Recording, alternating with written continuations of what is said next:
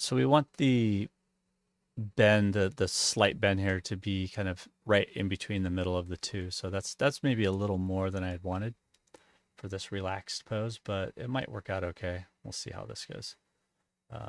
What I can do is go down to the rest of these vertices, take away, leave those ones there, hold down D, once again, and align it there. And whoa, yeah, it's doing it again. Dang. Definitely something different going on this computer than what was on my other computer. So I'm just going to leave that for now.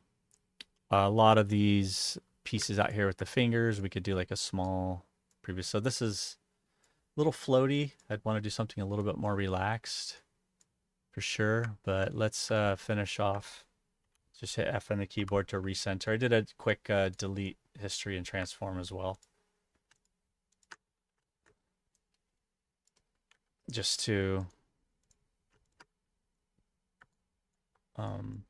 make sure there wasn't any errors that are popping up from the nose. Like I said, Maya definitely starts building up a lot of data in there, and you want to cut it loose after a little while. I think we have 3 pretty tightly wound edge loops right here. Oh yes, around the elbow, we're going to put another one right here towards the bottom. So grab this one, go around, and use our connect tool. Did it again. When I connect the edge, it kicked the arm back. I have no idea why it did that. All right, so one thing you can do is take a model that you've been working on, and you can export the model as an OBJ, so object file, which is a notepad, and bring it into a fresh scene, and that will really clean it off. Sometimes you have to do it. And so I'm going to export this as an OBJ. If the OBJ does not show up, so you have FBX here, which you could do, there's OBJ right there. They used to have a plugin and it would be off by default, but now they finally got wise and left it on. So we'll go body underscore base underscore, oops, if I can spell, underscore 01. And we'll export that. And then I'm going to go ahead and delete this after it's done thinking.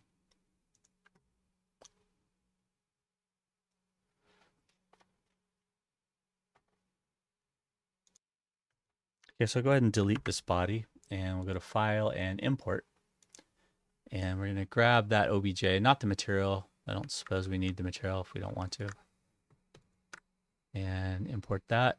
And there we go. So we have a nice fresh body here. And you see the arms are once again flex out. And yeah, finding errors is nature of the beast with this stuff. So hold down D and align it to the back of the elbow right there. And throw on soft select if we want. And curl that in. See, so I'm getting a little bit better result with the edge that I chose to pivot that from. I'm actually happier with that than I was with the other one.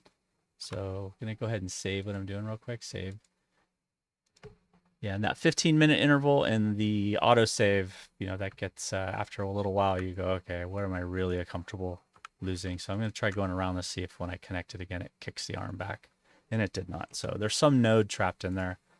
And Maya's just really, really buggy. All these top tier programs have a tremendous amount of bugs in them. I'm just going to bring out that bony elbow protrusion for a minute. And you just got to accept that fact and learn to battle through it, just like battling through computer problems. Bad video drivers, hardware failures, RAM failures. Don't do what I did. Don't max out your hard drive. Don't let your computer get too hot. Get a fan, have a fan on it. When you're running, those of you that are gamers might have a little more experience, which is good to have when you're doing 3D if you've played a lot of games and messed around with overclocking and video card settings and things like that. Bring this L bicep. I'm just going to define this L bicep going up into underneath the shoulder and the pectoral a little bit more. Yeah, it looks good. Bring it back even a little bit. And then out here for the hands, to make it more relaxed, we could go up here to the wrist and take away, just very, very carefully, go right at the base of that wrist. This is too long of polygons right in here. But I'm going to go in here and hold down D. I'm going to click on this alignment right here at that edge. and switch to rotate. I'm going to rotate. Whoa, down there. It's doing it again. I'll be darned. It just does not like something going on there. So for now, I'll just leave it. Avoid the problem for now. Yeah, going to the helmet here, right click, go to edge, come to the front of the helmet here, double click. You see it goes down all the way around underneath the foot to the back up to the side. That's a good thing. That means you have good edge flow topology. So what I'll do then is I'll just manually go to Q, and I'll just manually grab these vertices to the side right here. And the other one's underneath the neck right there. And we'll connect those together and hit enter. And then we're going to do that N-gon poly split again. So I'm going to curve this off here at the forehead. Just grab that. Remember, between any three vertex points, there should no be an arc. Should never be any straight lines between any of your 3 points of vertices. And I'm just going to curving this out just a little bit. And underneath the jawline right here, so we have a triangle right here. That's your triangle. And we have an N-gon. It's N-gon meaning the 5-sided or more shape. So the proper way to deal with that, once again, is through the polycut tool. So go here from the across to the middle of the hypotenuse, triangle cut one time, go to move tool and vertex, grab that and just pull that polygon back, and there you have 4-sided, 4-sided, 4-sided. Nice shape underneath the chin there, and that's going to help hold our jawline going up into the, and also help give us a little bit more detail here at the chin and help define that throat a little bit better. And go to the front view here and bring that out a little more, and we can bring that out a little bit more as well. So this is going to be a good base to sculpt on, and we're pretty much done. So I'm going to take this model and make sure we save. And same thing we just did a moment ago. Let's go to outliner. I haven't done any housekeeping here for a little while. So we had my biped, body base 01, we had head base, we had all the groups a little messy in there. So we'll just go body underscore base underscore 01 and hit enter. And if you want to change the name, just double click, right? Control C, copy. Taking the name directly out of here. I'll maybe save this scene real quick with my student version, and gonna go file, export selection, and we'll save over the old one and replace it. Yep, no problem. And then the other thing we could do is I'm gonna hit looks like there might have been one called body base already. Yeah, kicked it to 02. Okay, so Control D, so it's gonna make it 03. And grab the 02. I'm just going to move it out of the way so they're not sharing the same space. Grab this face right here and go to face mode, and I'm just going to grab this, and we're just going to do the head for now because I want to expose you to the digital sculpting tools. So we're just going to take the head by itself just like that, and then we're going to go to the center, centered up to the head itself just like that. And then bring it down to the ground. So I'm gonna hold down X on the keyboard and have that snap and hit F. Make sure that the center of that pivot is on the ground, just like that. And freeze transforms, check your channel box layer and also delete any history that's in there. And we'll call this head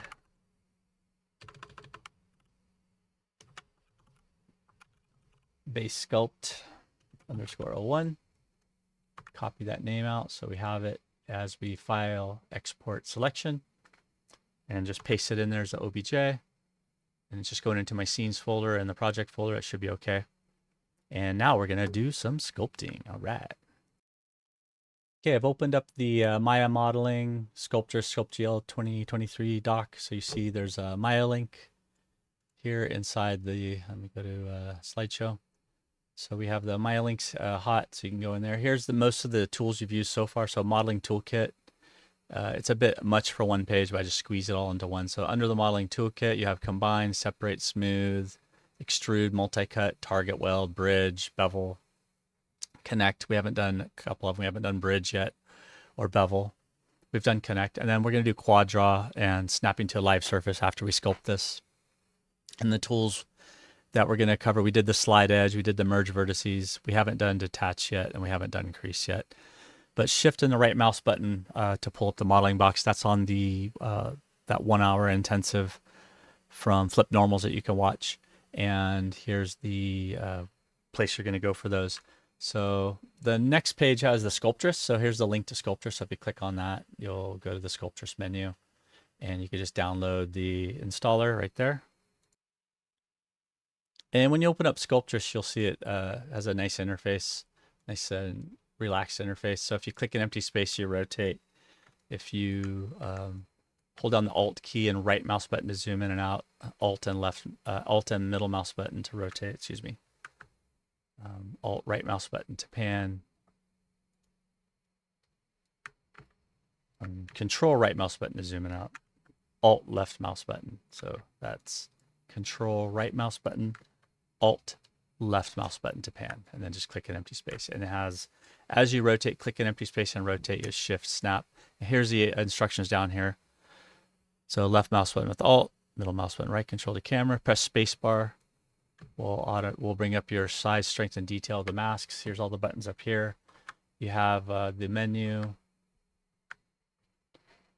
in here for Sculptris. And you also have the Sculpt GL link. So if you click on that one, that's going to open up the browser-based sculpting program, which is just about as cool as Sculptris. It has a different strengths and weaknesses between the two. This one has the topology is a little cleaner, so you can go down low poly. Between Sculptris is all triangulated, which is the weakness of it, but it's also the strength. If I go in here and grab pieces of this, use your bracket keys to make the brush bigger or smaller. Symmetry is on by default, and you can just pull the clay out, and it automatically subdivides the clay and makes more triangles, and you can just pull a little at a time. So it's really fun for doing ears and horns and things like that. So we're going to make some really fun shapes with this application, as well as with SculptGL, which runs through the browser. So on the it's X held down to zoom in and out, and you can see the shortcuts right over here. And you have it on the cheat sheet that I provided for you, so you can easily go in here, and by default it's on brush. I like the move tool right here, so we can grab this just like we were doing the other one, but it doesn't subdivide automatically for you like it does in Sculptris. I wish it did. Hold down shift and that smooths, just like Sculptris and the other apps do. And so we can do very similarly, we can make really fast changes, and this is so much more fun than pushing vertices that you would normally do. So those are the two free sculpting apps. And what we're going to do is we're going to take this head that we made, you're going to export it, you're going to bring it into each of these apps, and you're going to play around with it and then bring it back into Maya so you have a detailed face to play around with. So let's give that a shot and see how that works. So we go to Sculptris here, and we're going to import an OBJ. This is right there, the OBJ import. Control Shift E, and we're going to grab that head, and hit open, and it's going to ask you if you want a new scene or to add the objects. You can layer some objects in here, not too much, but yeah, want it facing the camera. We don't want to resize it, and we'll make a new scene. And we're going to lose that OBJ sphere if we do. Asked if we wanted to do painting. I should have said no, so let me do that again. Okay, so we did not want to go to paint in there. So here's your head. So what we can do now is, if you have a drawing tablet, definitely get your drawing tablet out. And you have the shortcut keys. So let's check out our notes that we have behind SculptGL. So here's SculptGL. So just arrow up through the handout. Here's Sculptris. So crease brush, rotate, draw, flatten, inflate, pinch, scale and grab.